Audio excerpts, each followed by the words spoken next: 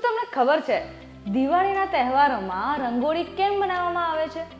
એની પાછળનું કારણ શું છે, એનું મહત્ત્વ શું છે? સૌથી પહેલાં તો રંગોળી એક સાંસ્કૃતિક અને કલાત્મક અભિવ્યક્તિ છે અને જ્યારે તમે રંગોળી બનાવવા બેસો છો ત્યારે એ જગ્યા સાફ કરો છો, જગ્યા ક્લીન કરો છો, જગ્યા ચોખ્ખી કરો છો અને એનાથી જ તમારા ઘરમાં પોઝિટિવિટી આવે છે, તમારા વર્ક પ્લેસ પર પોઝિટિવિટી આવે છે અને નેગેટિવ એનર્જીને દૂર કરે છે. એની સાથે દેવતાઓ અને અતિથિઓનું વેલકમ કરવા માટે સ્પેશિયલી ગોડેસ લક્ષ્મીજીનું વેલકમ કરવા માટે આપણે રંગોળી બનાવીએ છીએ. રંગોળીના ફક્ત કલર્સ અને એના ટ્વિસ્ટ ટર્ન્સનું મહત્ત્વ નથી, પણ એ શુભ, સમૃદ્ધિ અને આનંદનું પ્રતીક છે.